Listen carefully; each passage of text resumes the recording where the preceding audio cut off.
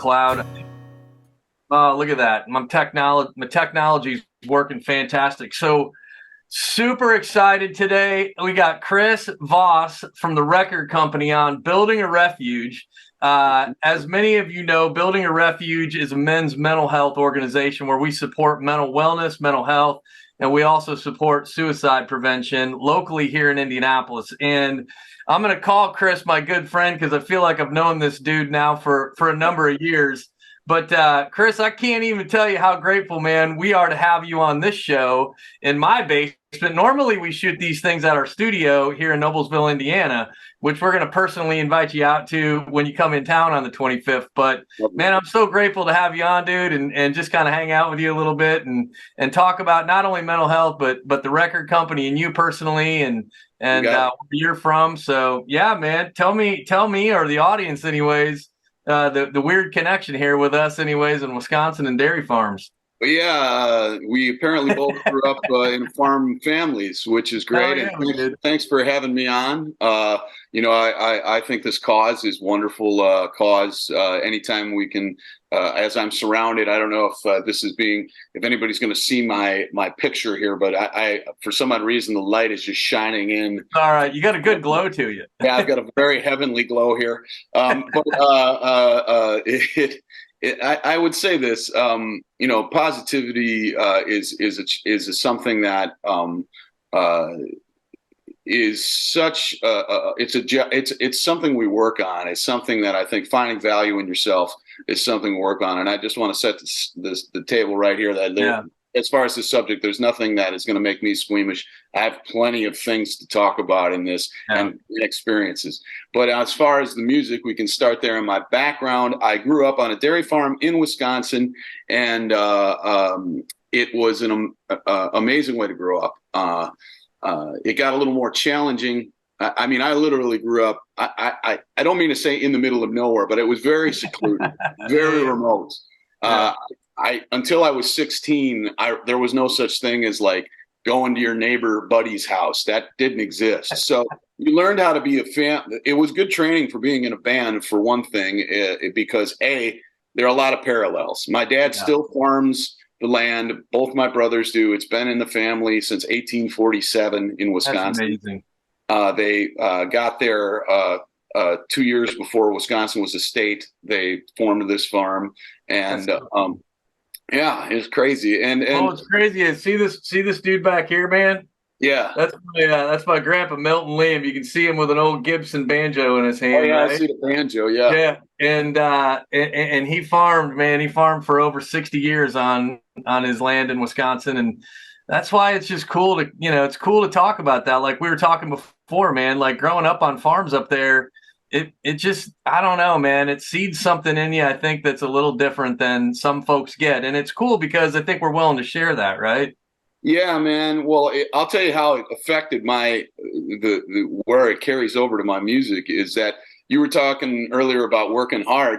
Farmers do work hard, but the one thing I learned from watching my grandfather, who farmed till he was 92, and he was told 2 weeks before he passed, "Hey, Don," my grandfather, Don Voss, they said, you can't really go out there. Your heart's doing this, that, and the other. He passed away 2 weeks later, Oh, wow. And I remember the last conversation I had with him. He said, I wanted to die with my boots on. And I said, "Grandpa, you did." Yeah, man. You're fine, man. I'm like, you got as close as you could, man. I'm like, because we knew what was about to happen. But my point of this is they didn't work. They had a way of life. Yeah. Farming's a way of life. Yep. And my dad showed me, because he truly loves it. If you love the thing you're passionate about, if you have something in your life that you love, it brings a great joy, and if your job is like, say, something that you're like, oh, I like my job, or my job's okay, but this is what I'm really passionate about.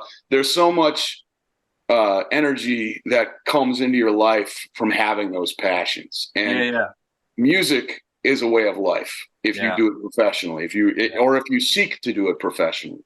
And it teaches you how to, being on a farm taught me how to get along with a small group of people. I mean, it was me and my brothers, man. Yeah, man. There That's why farm families are generally close, because it's like, who are your friends, your brothers or your sisters, because there's nobody else. And where do you get your time together? Out on the farm working. So you learn to make the best of that. And even as a kid. And then the thing that, like, as far as doing, like, being out there, it taught me to bring my best to every day. You know, my dad is not a man that says a lot, but when he does, it's powerful. And one thing he would always say to me, going back to the mental health thing, is he would always say, when it was frustrating for me, he would say, Chris, there will be a sunrise tomorrow. Yeah, you know? That's great. Yeah. You know, and that was all, it's a new day, you know. It doesn't necessarily mean a clean slate, you know, but it's a new day. And some of those small but powerful lessons helped me navigate going from a dairy farm in Wisconsin to moving to Milwaukee for college, and then moving to Los Angeles, California to form this group. It was definitely a big road, you know. Yeah, you know, I mean, Chris, it's a great point, man. I mean, and hats off to your dad, you know, for having that positive outlook. You know, I think that, as you know, as we talk a little bit about the farming community, my dad was a self-made man too. I love him. You know, he still resides in La Crosse, Wisconsin today, and I love getting up and going fishing with him and hanging out with him. And, you know, we talk about old times, we talk about things while we're out in the woods hunting and so on and so forth. And you know, man, I mean, you learn a lot from your parents of what they do. And as we were kind of talking a little bit ago, you know, they worked hard, man. And I think that's the one thing that I took away from my dad is that he would put in just a full, long, hard day's worth of work. But I'll tell you this much. The other thing that I learned too was if somebody needed him help, you know, afterwards, he was the first guy to go help out the neighbor, help somebody, you know, chop tobacco, you know, milk cows, hay, whatever it was. My dad had a flooring business in Wisconsin. So, you know, they did a lot of barter work up there. So he'd put a floor in for half a cow or whatever here or there. But, but I mean, you learn from that as kids, you know what I mean? And I think that's really important, you know, as we kind of talk about mental health and mental wellness, because here's the thing, dude, what I've learned going through my experience, you know, and starting this, like you and I kind of shared a little bit on text, I lost my brother in 2015 by suicide. And it was a shock to the family, man. You know what I mean? I'm the youngest of three. And, you know, my brother was always my big brother. I always looked up to him. I still do today. But it was a shock to the family, and a lot of the, you know, triggers in life, you know, from an economic perspective, from a job perspective, family perspective, you know, they can weigh in heavy. Right. And I think what our goal here at, you know, at Building a Refuge is no different than what your dad said to you, man, is like, look, the sun's going to rise tomorrow, you know, it's going to come up. And you don't know what that day is going to provide. And to me, that, you know, at least for me anyways, that says hope. And I think that's the big thing that we strive to do. And hearing stories from guys like you and other folks that we've had on our podcast, you know, is really just to create hope, man. I mean, that's what it's all about. Yeah, man. And, you know, I'm sure you've heard it 100 billion times, but I don't think it ever gets old. You know, I think that your brother, I would, obviously I convey my, you know, what you. Yeah, thank you. I greatly appreciate that. Yeah. But I also want to say this. I think anybody would be proud to have somebody that took a very challenging, the most challenging, because I have experienced also people making that decision in my life. Yeah. And I'm happy to talk about however we want to. Yeah, sure. But I'd say that anytime you make a decision to use what is, by all measures, an absolute tragedy. Yeah. Yep.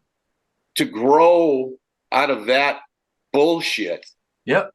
Something positive. Because one thing we do learn on the farm, this is something I said recently. Now, I wanted to get your perspective on it because I've been saying it and I want to make sure it hits right. This is my personal, to grow something from shit. Yeah. Okay. Yeah.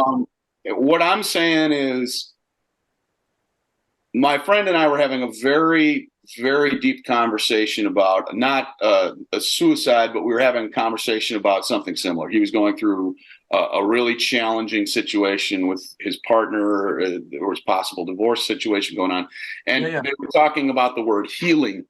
And I said to him, you know, I was like, in my experience, and I think we all have to find our own way to grow. Yeah. Amen. So this is how I do it. Yep. I'm saying, and I really want to say this, especially because of the sensitivity of this subject and anybody else's process.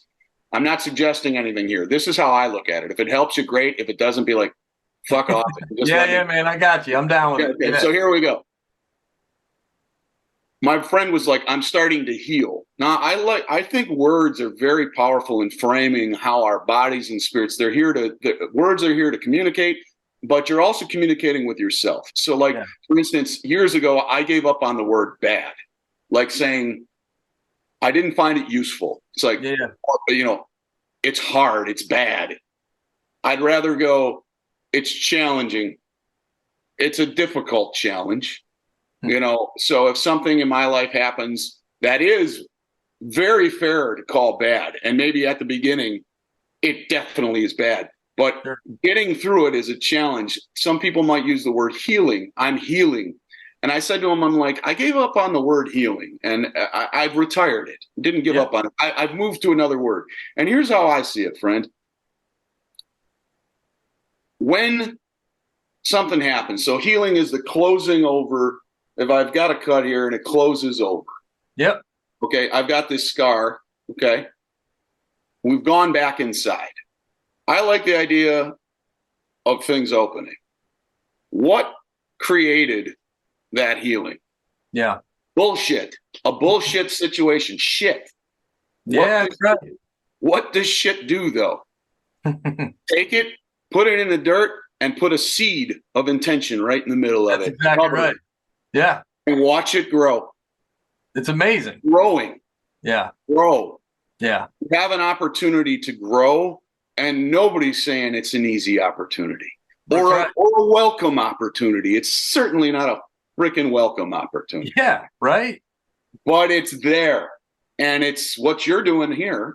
Yeah. And one of the reasons when you wrote me that I wanted to be on here is I see somebody and building a community of positivity and opportunity for growth and camaraderie and experience sharing that maybe in this day and age where we need some positivity, where we need an opportunity to see there's a way through it, because we don't live in these little tight-knit farming communities like our grandparents did. It's a crazy big world. You got to find people that you can share things with. That's right. Applaud you for opening up and allowing people a field to throw the shit situations, and hopefully you can all plant those seeds of intention. That's like, but I remember this, or I'm going to learn from this, or I'm going to do something about this. I have a friend. He has he's one of my most inspiring friends. His name's Erik Weingrad. And he started a foundation called Holton's Heroes. Now, Holton's Heroes started because at Christmas, about 6 years ago, no, more than that now, almost 10 years ago, his son Holton, who was born completely healthy, was dropped while he was out Christmas shopping on his head, his nanny, and is now completely needs to be constant care. You want to talk about something that'll just rip your soul out. Watching parents of a child that have all these plans and they just get dashed. Yeah.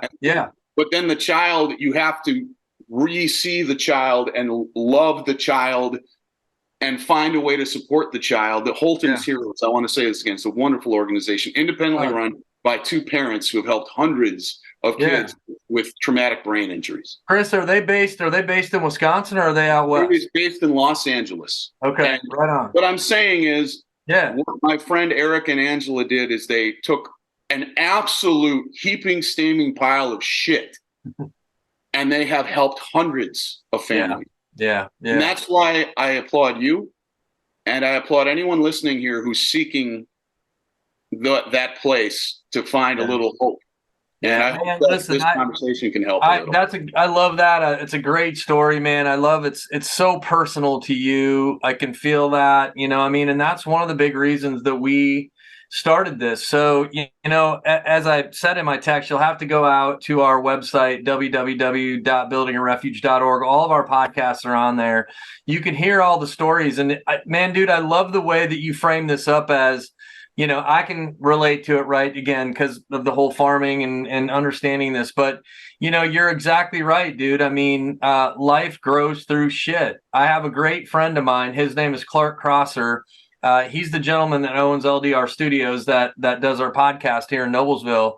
And he lost his son 3 years ago. And dude, here's the thing, Chris, through this organization that we created, myself and my other co-founder, Erik Robinson, Clark came to us. So we meet at the local Harley Davidson dealership here in Indianapolis called Harley Davidson of Indianapolis. These guys, dude, have been so amazingly great to us. I can't even tell you how awesome they are. They're like, you guys use our dealership for whatever you want. Bravo to them. Yeah, they're so awesome, dude. And I'll get to another thing we're doing together with them. But anyways, Clark came to us at one of our meetings randomly. One of his buddies said, hey, man, I heard about this organization, Building a Refuge. Just go check them out. Because what we try to create, Chris, is exactly what we're talking about right here. And that is an environment that's not intimidating, right? Where, like you asked me right up front, you're like, hey, man, don't be nervous. Don't be nothing. Let's just have a discussion, right? Like that's what we do at Building a Refuge.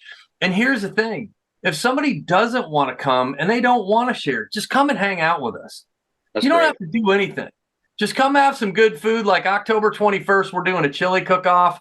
Come and hang out, watch some TV, listen to some motorcycles, watch some football, whatever.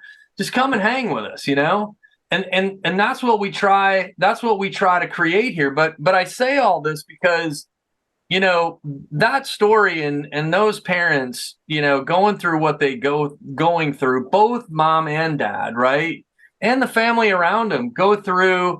I can't even imagine an extensive amount of stress every day just because of what they have to deal with. And I'm sure there's a lot of questions.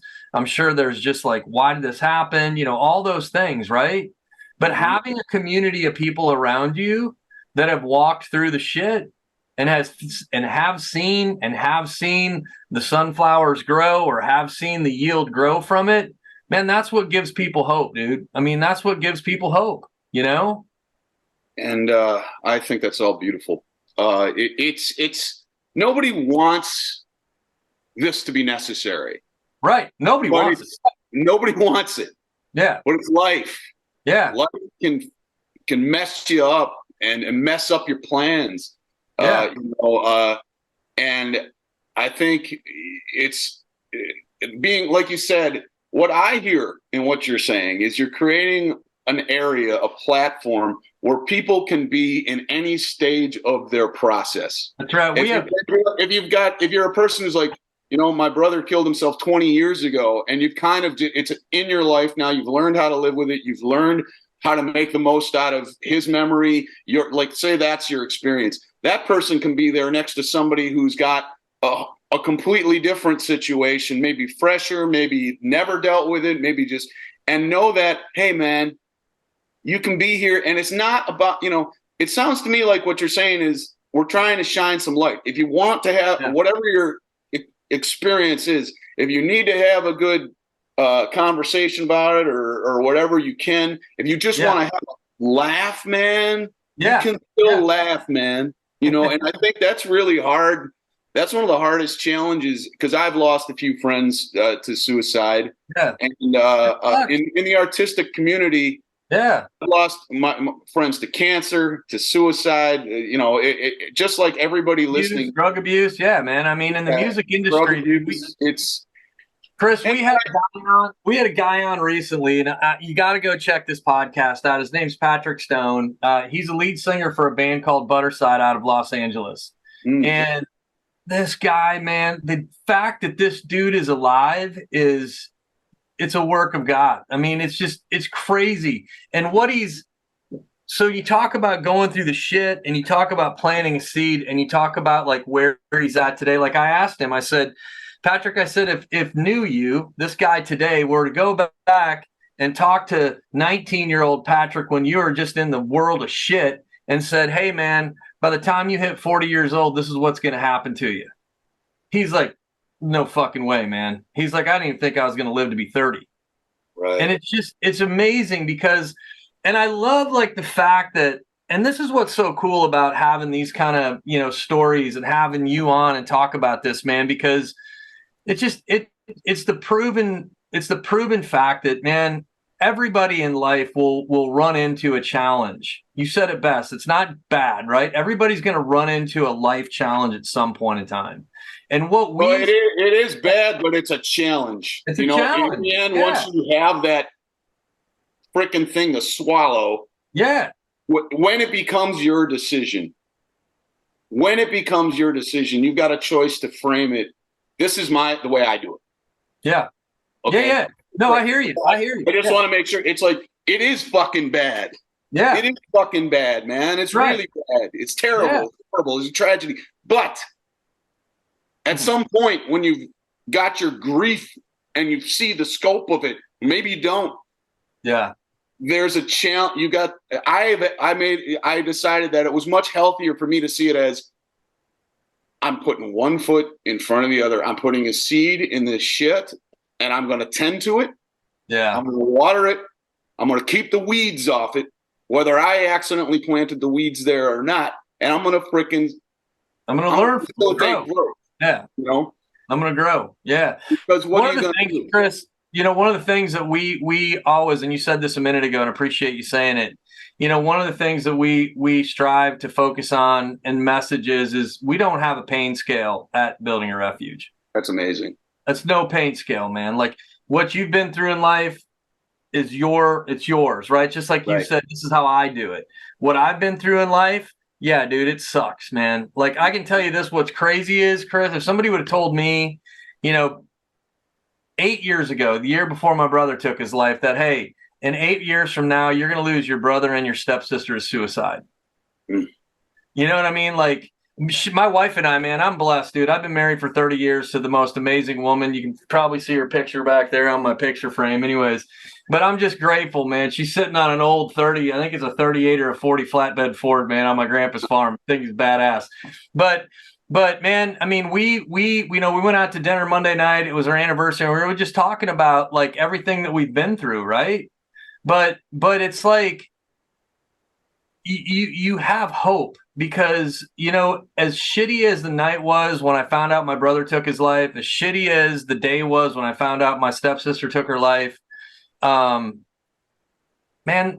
there's always hope. And there's always like, okay, we're going to navigate this. We're going to deal with this. Because here's the thing. I've never felt obligated like I have to do anything. Like I've never felt like, oh, it's my job now, right? But I have always had this in me that I'm great. So you said you gave up a word. I gave up the word lucky.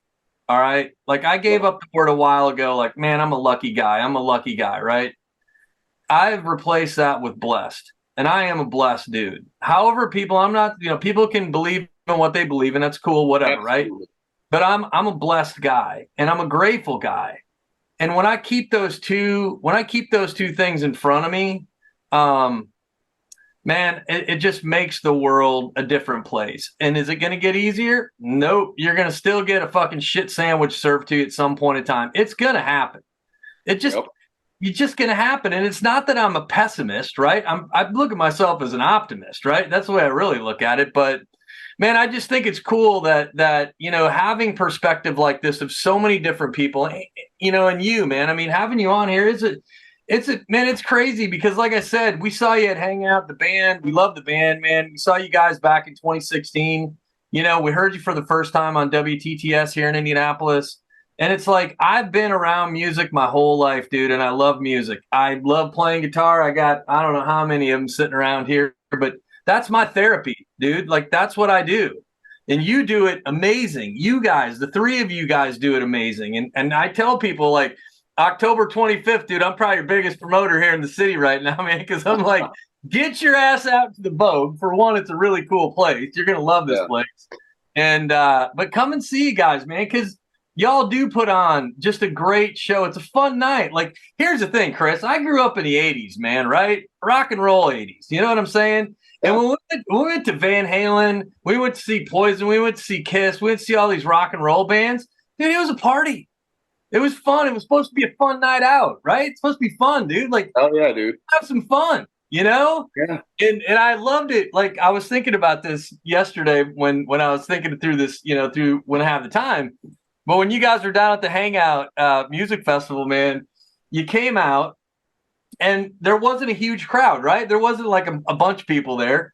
But by the time it ended, dude, it was shoulder to shoulder packed.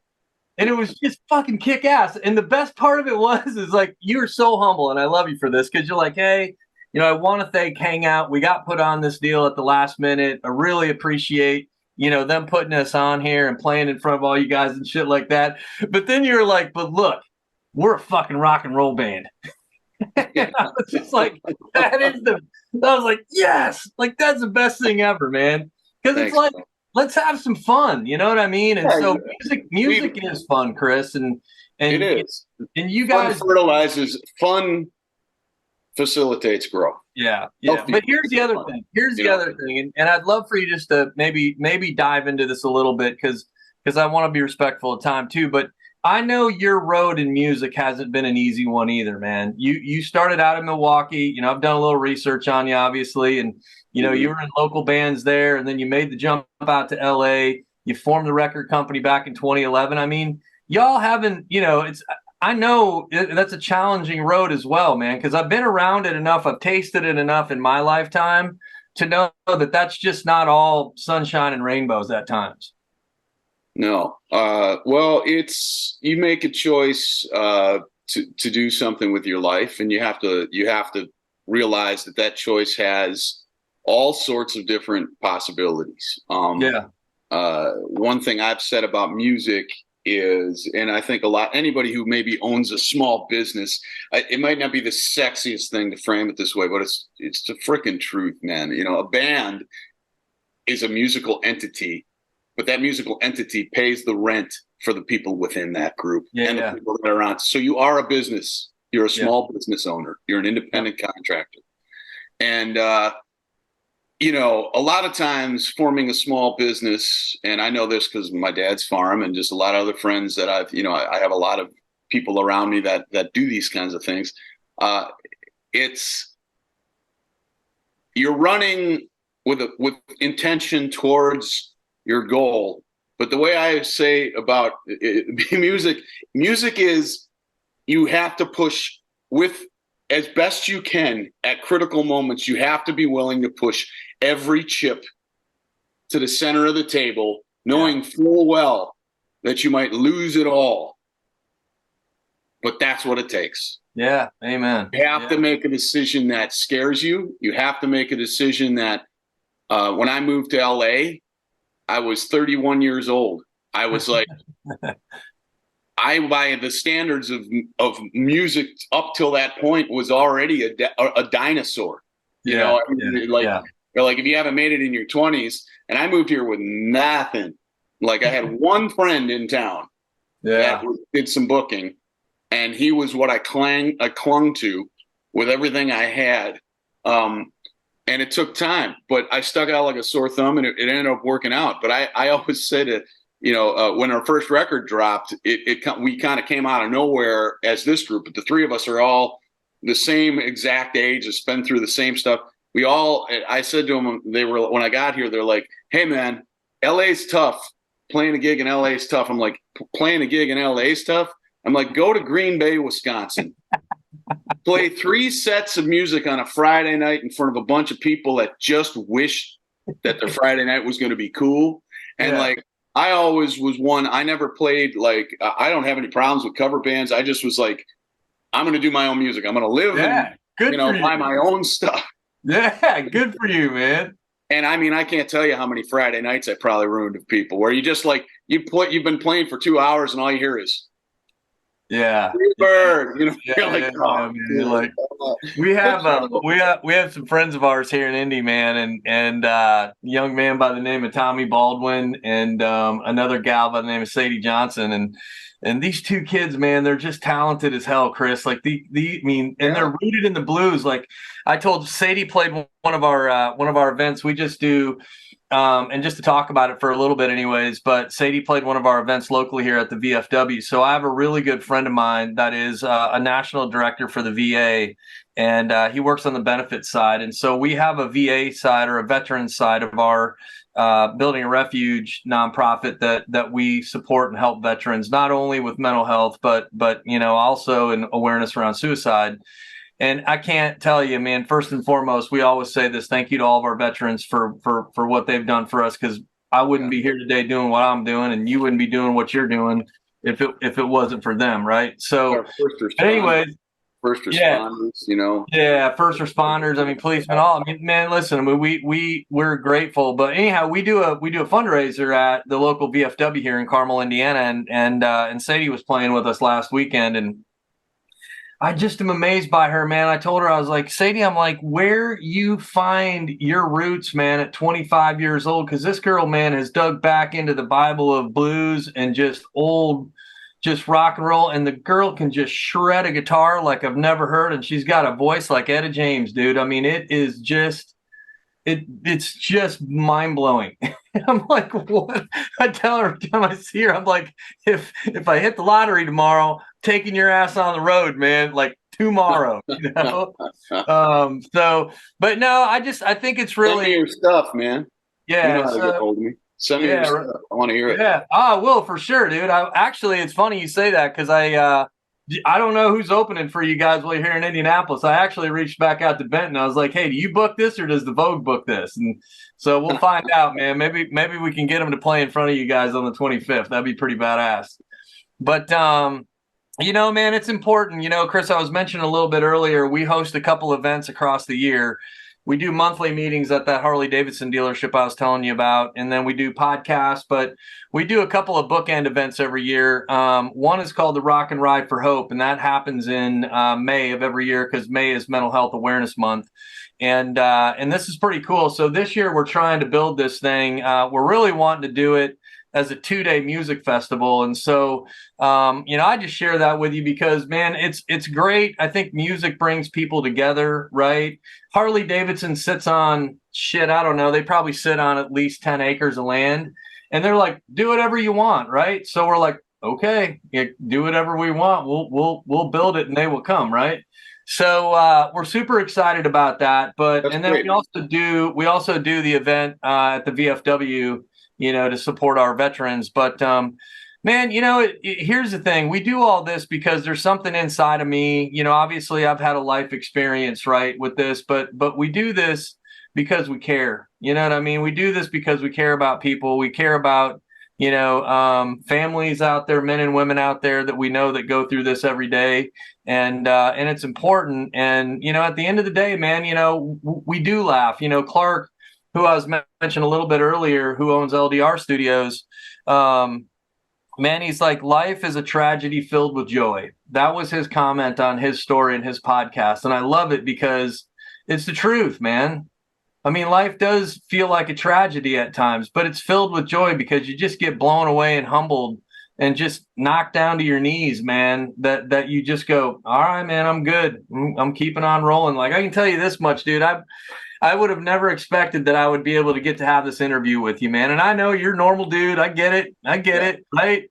From my perspective, this was an easy yes, man. Like, I saw your email and I just was like I said, it's like, what am I going to do with my time right now that's better than participating in something that has this goal in mind? Yeah, and I think it's great, and I hope it spreads, and I hope you find more like-minded people that are doing this in your community, but also hopefully as you branch out and get more known, that you connect, because I guarantee you there's probably a lot of similar people with similar experiences running ideas of this nature in different forms, that you can create a community where you have that support across. You talk about Harley Davidson. Look at how one of the great things about, I have a Milwaukee hat over there. Now I wish I was wearing it, but because I lived in Milwaukee for a long time, man. One of the ways they grew everything was the network of the owner of the of the experience. It's like, I own a Harley Davidson and you own a Harley Davidson. We have something in common that tells us, and we understand why it's a special thing, right? So, and there's stuff like that across so many different things. And I think that like this is what you're doing here is a different, with a much more serious tone, but with a very necessary message. You know? Well, you know what it is, man. It's a community, dude. That's what it is. And you know, it's funny. I was over just a minute ago, man. I was over at a buddy of mine. He owns a jewelry shop here in the city, and my wife, we were like, man, she was like, my ring is a little beat up after 30 years. We need to get this thing, just kind of maybe just refresh. I was like, yeah, cool. I was like, I'll call my buddy Mark. And so anyways, we were talking a lot about like even back in the day, the Grateful Dead. Oh, I got my Pigpen shirt on today, man, because he's my boy. I love him, dude. Notorious P.I.G. How you like that guy, right? I saw that. That's funny. So, but here's the thing. Here's the crazy thing, dude. Like we were talking about it today, man. Just the community of people that I met from 1988 until 1995. Like some of those, like Mark. I mean, shit. I met him at a Dead show. I would have never known. Shit. Almost 40 years later, 45 years later, he'd be fixing my wife's wedding ring. And that's what it's about, man. It's lifelong friendships and it's community that we create. You mentioned it, like with even Harley Davidson.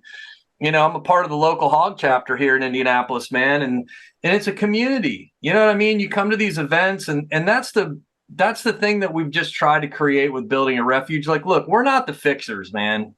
Like I'm not a clinical therapist. I'm not, I'll sit down and bust a beer out with you and hang out and, listen to you. That's the biggest thing that I try to do is just be a good listener.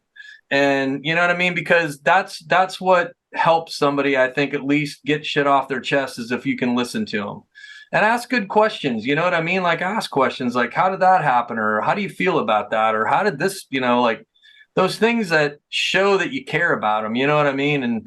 And I think that's just what it, comes down to, man. It comes down to community. And again, taking it back to growing up in a small town, man. I mean, I grew up in a town of 700 people and I knew just about every one of them. You know what I mean?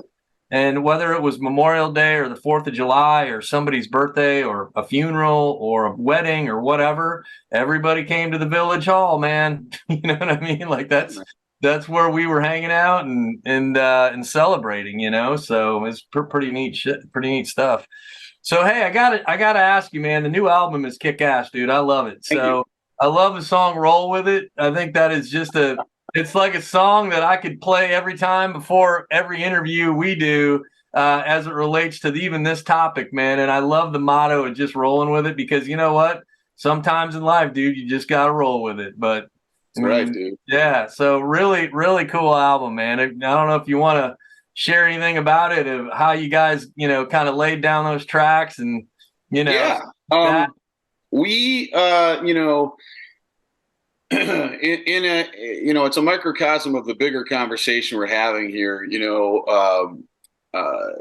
Like you say, there's not a scale of this or that.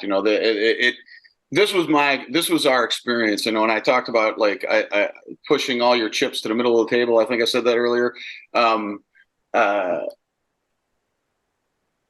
We had when we formed the band, we were too old. Like I said, I was 31 and we're like, what are we doing forming this band in our, like early 30s? Like, how the hell is this going to work? Yeah. And, and a lot of people, and when I moved to LA, I just want to kind of like share a little perspective on like the mentality, because I think in this, there's a lot of value in us sharing our own experiences. Yes. Potentially. So when I moved to LA, I heard a lot of people that would say to me, "Oh man, there's a lot of competition out there," and I'm like, "Yes, there is." I'm like, "But there's only one me, and that's what I'm bringing, and I'm gonna go shine out from that space." And at that point, there was no reason to think that my musical conversation had too much value. I mean, I had some success in the Midwest, but but I hadn't, accomplished what my dreams were yet, or whatever that was. But I also thought to myself, I'm like, if you're gonna be I was like, I believed that there was something that needed to happen here in my heart. And I wanted to let that have a chance. When we got to LA, I found these guys, and immediately I realized there was, like you say, that moment where you're like, this is a blessing. This is a blessing right here. Yeah. Dudes. So we had our own sound immediately. I was like, I don't know if we're going to ever be able, if we're going to even be able to book a coffee shop playing this kind of music in Los Angeles. Cause I'm up there with a lap steel guitar and a harmonica, and the next band's up there with 2 computers. I'm like, and I don't have any problem with that. It just is very different. And the computers were by far considered more cool. You know what I mean? But what happened was that we were so oddball that we ended up starting to get booked in really hip clubs around here. And then we got listened to. And what we did with this record is we kind of went back to our roots. We decided, through all those challenges that led up to it, and then everything after that, you have a choice. The thing, I was just hanging with my dad in Palm Springs, and I guess I'm not really answering about the record here, but I think there's more. Yeah, you are. Yeah, you totally are. I just was with my dad. I brought him out, him and my mom, to Palm Springs, and he took a couple of days off from the farm. He's in his 70s now. Good for him, man. Yeah. And he was floating around in the pool, and he said, we were having a conversation about what matters. I said, the moment I took and really focused on personal accountability in my life was when my entire life became more of the kind of life I was excited to live. Yeah. Meaning that I own my decisions. I forgive myself for missing the baseball occasionally. Life is like standing. I always use baseball as an analogy. Oh yeah. If you hit 300 in life, you are crushing it. Amen, right? You know what I mean? If you hit 30% of the pitches that you put those in play, like I wasn't even talking about. It's like sometimes just making contact and fouling one off is good enough. Yeah. Stay alive. Though, to me, and what I wanted to say is like that means that I own my decisions. That helped me learn that I can't make decisions for others either. I can only facilitate through love, and if I'm kind to myself, it allows me to learn how to be better, to be kind and listen to others. If I forgive myself for being a person, think about that. I thought for a majority of my life, the shame of mistakes and oh my God, how could I do that? What did I do? I've wasted my time. Oh my God, I'm a failure. I'm broke. All these really poisonous things if you don't deal with them. And like, I just realized I was like, man, I got to forgive my own humanity here, man. Right on. I got to forgive my own, and that made a big impact, not only with dealing with my own thing, but it went into the art, which is on this record. This art, Roll With It, is about, we got dropped by our label after, I'll sum it up real fast. After 3 records that did pretty well and a Grammy nomination, we were dead broke after the pandemic, in debt. Had to cancel the tour because it wasn't selling because of pandemic crap that everybody was doing. Yeah. And we turned in our record, our demos, our initial demos to our label. A new person had come in at the top, had our record for 2 months, and right before Christmas, dropped us. Dropped us. Dude, that's that's my point, Chris. Like that alone, I'm sure you probably were like, what the fuck? Yes. Right? Yeah. Well, can I tell you what I did? Now, 10 years ago, that might have snuffed me out. I got you. But this is what it did. And by snuff me out made me go, maybe I shouldn't do this. Right. I got you. Yeah. In my career. And what I said to the guys and what we said to each other, I was like, fuck this. I'm like, we're going to do it our way. Like we did on the first record. I'm like, Alex, our bass player. Yeah. I was like, you're mixing it. You're the producer, man. And he was like, I can do it. I'm like, I fucking know you can. So he did it. And then some more songs started coming out of it. One of them was Roll With It. Yeah. One of them was the last track on the record, You Made a Mistake, which was a song I wrote in minutes, which was about the lyric is "You made a mistake, Yeah, me," right? And it was not. It was given up. It was the fuse was lit by that experience. But I started thinking about not being believed in, and like how you have to have that self-assured attitude of like, you know what, man, I believe. You don't have to believe. Yeah. That's right. That's right. That's right. And it's like, what I want to just say, kind of like in the open. So we did this in the fourth record.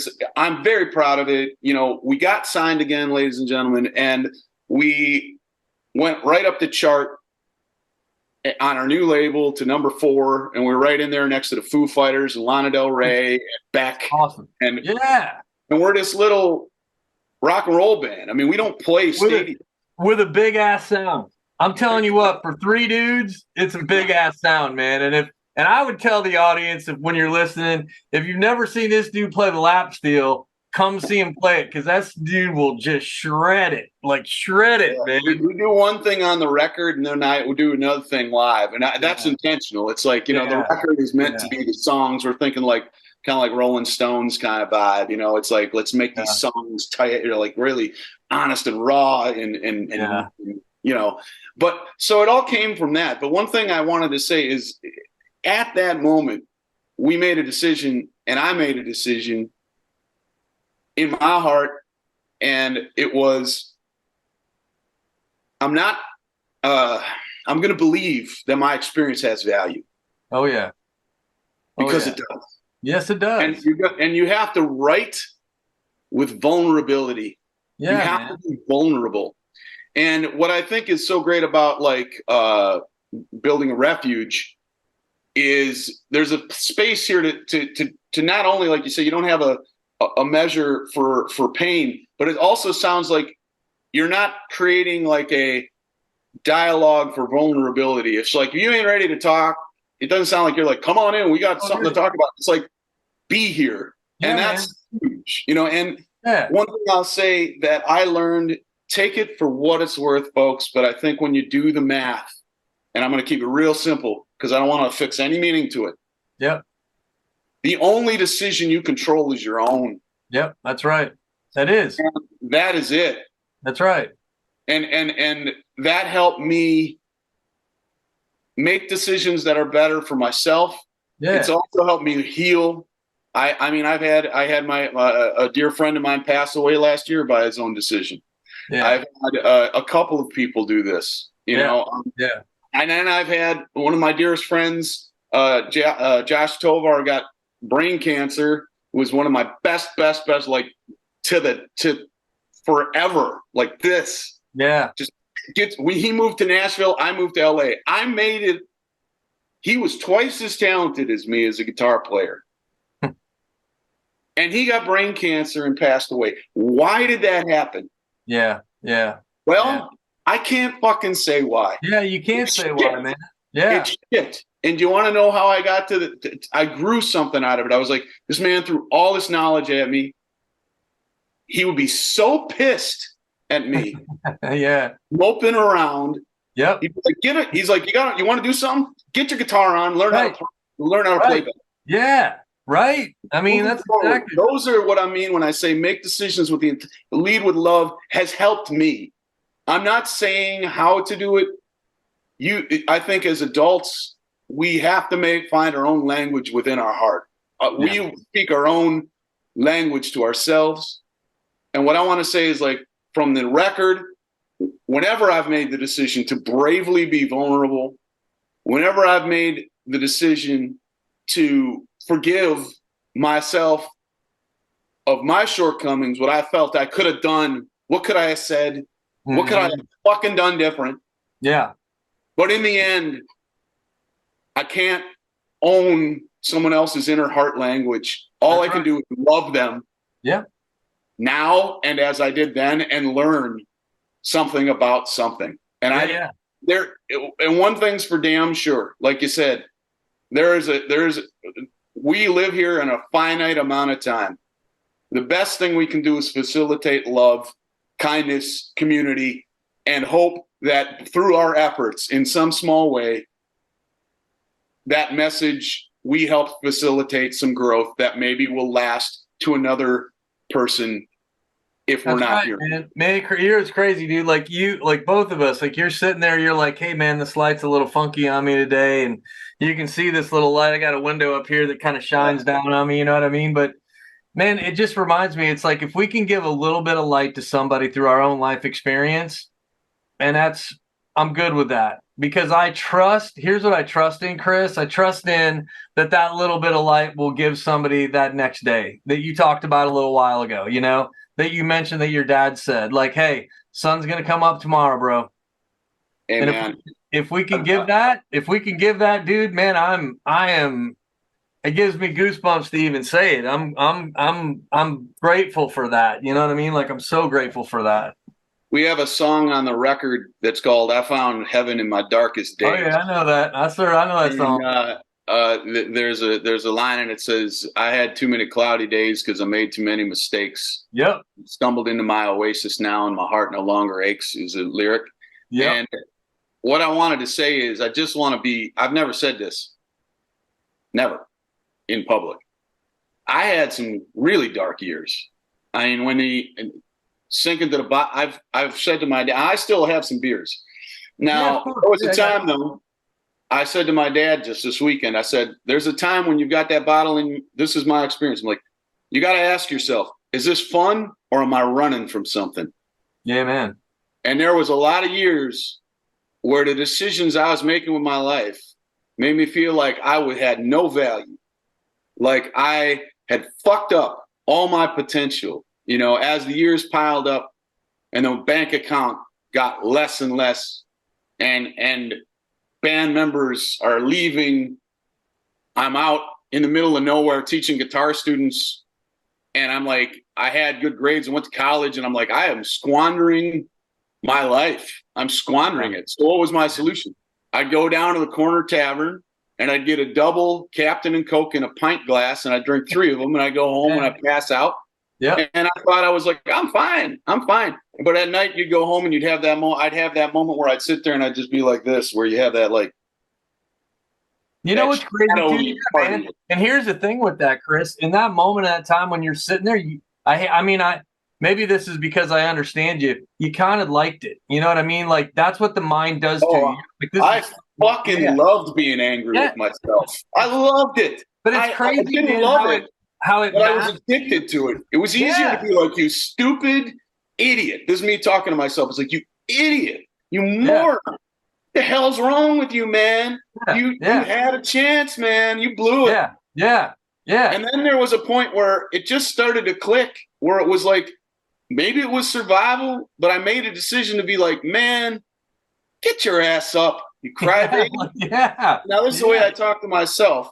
Yeah. I think I want to share just 2 things that I do on a daily basis. So if you got this little thing inside, I'm not a clinical psychologist, but I have talked to a few. Sure. I'm proud of it. I'm proud of it because where I was raised, that was not what you did, man. Same here, buddy. Same here. But you know, I always say, man, but my dad, my grandpa, they were out in the fields. You know, they had a small community. Once you get into the cities and it's bigger, sometimes a lot of those lessons you learn back there are valuable, but sometimes you gotta add things to those stepping stones, man, because I'm in LA, man. Thinking like I've got 20 people around me is not the way to be. You're gonna get robbed. You're gonna have some problems. Right? Yeah. So what I'm saying is you gotta evolve, and what I'm saying is at some point I had to forgive myself of my humanity. And I had to also, these are 2 little things I say, folks. Now, I don't know what exists out there in the world, and I'm not going to propose to tell you. But I am going to say that physics has proven that energy cannot be created nor destroyed. Now, that's math, folks. Yeah, that's right. So if you want to call this great source of energy God, you go there. If you want to call it the universe, you go there. If you want to call it whatever you want to do, because I believe if there is a divine source, and I do believe there is a divine source, and our language is so small to try and define it, you feel it more here than you can say it here. Right on. Music gets you closer to it. Oh, yeah. Nothing's more powerful than your connection through here. Yes, sir. What I'm saying is, Here's two things I say every day when I start getting dark, and I'll share them with you. One, I will say, you can choose one of these two options. You can say, I'll use the one that doesn't use the word God, and then I'll say the one with God. I'm one with the universe, Yep. all of creation, Yep. and everything within it. The other one you can say, if you have a belief that is hinged to God, Understood. you can say, I'm one with God, the universe, and all of creation. Yep. Okay, this is something I say to myself a couple of times. Really makes a difference. But here's something a little more direct as far as me talking to me. Now, I am a stubborn mule of man. I am a snowplow with a big heart, which means I can plow into myself. I can go off into the ditch. When I go into when a snowplow goes into the ditch, my friend, it's hard to pull it out. Yes. Okay? Yes. Here's what I say to that little doubtful voice. I say, get the fuck out of here, coward. Not welcome here. You have no power here. You have none. That's right. Get out. I'll say it again. It'll be like, yeah, but you have no power. I treat it like a kid that I'm putting in the corner. I'm like, go stand in the corner. Yeah, my man. wife, when I told her this, she's a lot lighter hearted than me. She goes, the way she says it is, she goes, get out of here, butthead. That's Whatever works. I'm whatever just saying, works. man, do not believe that if this voice is talking to you in a way, if your inner dialogue is talking to you in a way you would never speak to anyone else, it's time to tell it, go fuck itself if that's what you want, or get out of here, or go somewhere else, butthead, or whatever you are. It may help. It helped me. And if it helps one person, I'm happy. Yeah, man. I mean, look, it's just a tool, man. Yeah, dude. And that's I love to hear that. Because for what we do on this show, right? What we do for the purpose of this is to give people insight what other people do, Chris, right? And it is important to hear from you, man. It is cool. It's so awesome because it's you. It's you. This is what you do. And I love the fact that you're like, hey, man, everybody can do their own thing. Y'all can do your own thing. Whatever works for you, just do it. Works for you, man. And I love the fact, though, that like this is what works for you. This is what you did. It comes down, man. It comes down to this, right? It comes down to a mindset. You put yourself into a mindset, and I'm sure you did have that time in your life where you probably came to that crossroad, right? I know it happened to me. And what we will not do at Building a Refuge, we don't ever throw this at anybody, and I'm glad the way you kind of framed this up in terms of the universe, or if you believe in God or whatever. We don't throw anything at anyone, Chris. We just don't, because here's the deal. As you said, this thing is big enough. If you believe in a positive source that you come from something, wherever, good for you. Me personally, and I don't have a problem sharing it, man, like I am a follower of Christ, and I can tell you that he stepped into my life at a time where I'm telling you, man, it chokes me up every time I talk about it, because it's a time in life that he never showed up too early and he never shows up too late. He showed up at the most perfect time that said, your life does have meaning. You don't have to prove a fucking thing to me, man. You don't have to prove a fucking thing to me. You be you and you go do you. Yeah. And dude, I'm telling you, at the time that came to me was a time that I was in my own shit storm of a place. 5 months after my brother had taken his life, bad thoughts going through my mind about a lot of different people. And he took all that away from me. That's just my own personal story, right? Yeah, man. But I can tell you this, it's okay. I mean, I had a talk with a buddy of mine. We were hanging out having beers one night, and he was asking me about Building a Refuge. And so I was sharing with him about what we do, not much different what I was sharing with you. And I told him, I said, man, it's founded on where where I'm rooted at from a Christ perspective. And he said, well, man, he goes, I'm an atheist. And I said, I don't care. I was like, I don't care. I was like, look, his name's Glander. I was like, look, Glander, you're a good dude, man. I said, I don't care what you are. And I said, let me tell you this. If I said the guy that I believe in was sitting here throwing back beers with us, he'd tell you the same thing. Although what he would tell you is here's my number, and if you ever need me, just give me a call. You know what I mean? I like it. Yeah. I like it, man. Well, my thing, I'll say, my friend, is and I have my own system. It's different than yours. It doesn't matter. My thing is, what in the end are you leading with love or are you not? You know, and it's like if I feel that coming off you, I don't. And your kindness, I can feel. That's all I care about. I think the thing I say, my friend, the other word that about with accountability, there's another word that I hinge to that in my own work on myself. And there's a song on the record called "I'm Working," which came from the idea that the hardest work to do is right there. Amen. That's the hardest work. That's the hardest work. That's right. Inside work, right? And so, and there are all these possibilities to find this source of strength, you know, be it Jesus Christ, be it like whatever. Your friend who's like an atheist, whatever you want to do it. I'm your friend. You know what I mean? Right. And if you ain't there, I'm your friend. I'm gonna try. Right. Yeah. You know, but the thing I'm gonna say is it was something I came to the conclusion of young in life.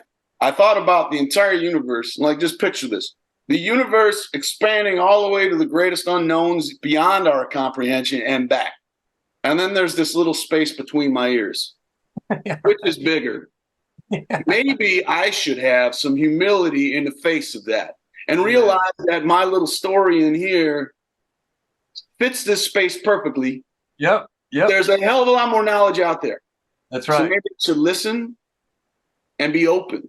Yeah. And I don't want to ever judge someone else's experience because it's difficult. Life is a challenge. It's a difficult challenge sometimes.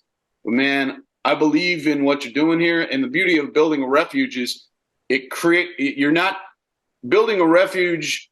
To me, it says we can change this as we go. As a community, as you learn how to do this better, as I learn how to have these conversations better, like I bet in 2 years I could look back on this conversation and I'll go, man, I know so much more about how I would have liked to have said that. But you have to have the conversation. Just like with the guitar, you have to sit down and practice to get to the place you can express yourself freely. And if you don't sit down and you don't have these kinds of interactions, that you're not going to facilitate that growth.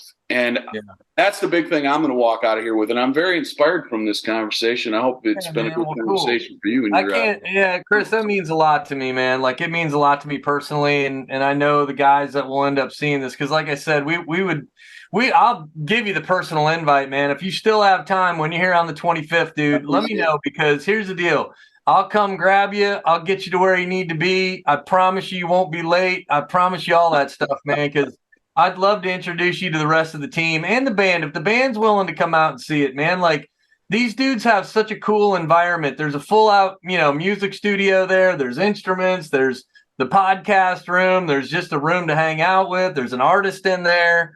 I mean, it's a great environment, man. Awesome. And we try to get people there, but listen, I know that life commitments anyways and time is important. So, but this right here, man, is so meaningful. It's just, I'm so grateful to have this opportunity with you, man, just personally and on behalf of building a refuge. I mean, one, I love the music. You guys are inspirational to me, man. I have you on all the time in my book of music anyways. Like I actually, man, I was reading an article about you earlier today, man. And you told in there, I think it said that you had Jimi Hendrix Gypsy and the Gypsy. Yeah, man. Like I was like, I gotta go back and listen to that. I was like, I've been listening to it all morning today. It's just like such a great recording, like God. But you forget stuff like that, man. Like I don't go back to that. But no, anyways, hey, listen, I know your time's valuable. I can't thank you enough, Chris. I mean, please extend also a big thanks to all the bandmates, man, Alex and the band, and we look forward to seeing you on the 25th here in Indianapolis, man. I can't wait. So we got a big group of people coming out. So well, I can't wait to meet them, and thanks for having me on. Yeah. And, to everybody out there, all the best. I hope you have a great start to your fall, and appreciate the time here, and I hope that it was as rewarding for anybody who's listening and yourself as it was for me, because these are things that I don't often get to speak on. So I appreciate the growth that I feel like I'm going to walk away from this having a greater understanding of things And that's a beautiful thing. Yeah. Well, we'll know this, man. There's a community out here, man, and we would always love to have you and the band as well. And if it works out, man, I'll keep my fingers crossed. Maybe you guys will be playing at our show in May or sometime upcoming. Anyways, man, we'd be just delighted. But thank you very much, man, and can't appreciate you enough. And just big love to you, brother. Thanks, friend, and all the best to y'all. Yeah, you bet.